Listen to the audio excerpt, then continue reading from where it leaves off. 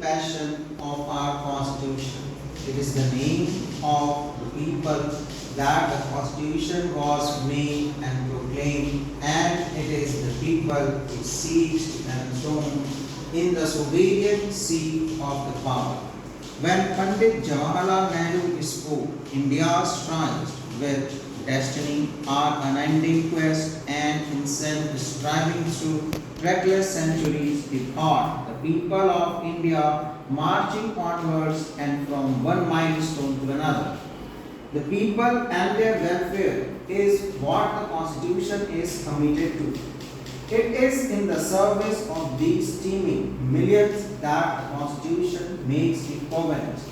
The father of the nation gave us a talisman and asked us to recall the face of the poorest and the weakest man in any movement of doubt or difficulty. Referring to Bapu and his message, Pandit Jawaharlal Nehru has said, on the eve of our independence, in other words, which have the same resonance and relevance today. The ambition of the greatest man of our generation has been to wipe every tear from every eye. That may be beyond us, but as long as there are tears and suffering, so long our work will not be over. And that is the pledge which stores and revertebrate from us continually. And that is the pledge we must rededicate ourselves to redeem. It has been a sound practice and practice which would successfully prevent the governor from being exposed to political controversies. That is situation where ministry is designed or threatened with defeat. The governor should fully explore all possibilities to ensure that the normal constitutional machinery continues to function. It is only when he fails in this attempt that the governor has necessarily to think in terms of recommending the precedents for invoking powers conferred on the President for under Article 365. There has been a general consensus that whenever a governor has to make any such recommendation to the governor should do so in exercise of his own impartial, objective and independent judgment. You are all aware that during the last several years it has been the practice to lay before the Parliament the report of the governor to the President, setting out the reasons weighed with them in recommending action under Article 356. Consequently, the report have been the subject of critical scrutiny, not only in the Parliament but also by the general people. And in a democracy such as ours, it is right that there should not be any suspicion about the governor's function. Our primary task should be to ensure that our society may draw inspiration from the Constitution and our Constitution may become the priceless possession of the common man, thus leading to the socialization of our Constitution and increasing constitutionalization of our society and to the consent removal of walls of alienation and the reduction of distance between the citizen and the Constitution.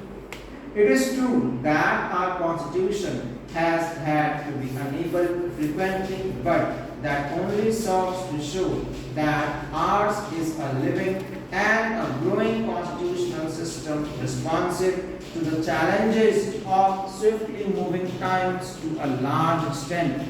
Many of the constitutional amendments come in the train of territorial changes, reorganization of states, judicial decision and land reforms. In several cases, the amendments were necessitated by pressing social urges, necessities and were effected for the implementation of the directive principles of state policy. The amendment have, however, not in any way changed the essential identity of our Constitution. I may add the basically of the amending process help to facilitate the infusion of contemporary perception into the Constitution and is an essential part of the crucible of constitutional dynamics. The relative flexibility of our Constitution is indeed its greatest strength, preventing it from becoming an intolerable millstone around the neck of each successive generation and at the same time enabling it to renew and reinforce itself. We have established a secular state as an enlightened and authentic expression of our tradition of tolerance and as an embodiment of the composite culture of India. The Constitution decrees that the state should honor all religions without preferring or promoting one and at the cost of another, and at the educational, linguistic, and cultural rights for all sections of people, thus protecting our pluralism and fostering unity in diversity and autonomy within integration. Our Constitution is sworn to protect the dignity of man, the fundamental rights guaranteed by the Constitution and the directive principles which are recognized to be the fundamental in the governance of the country constitute the code and the conscience of our free and open society is striving to achieve social justice, rule of law and equality of opportunity. No doubt we have miles and miles to go and many promises to keep, and we have many difficulties to surmount around us.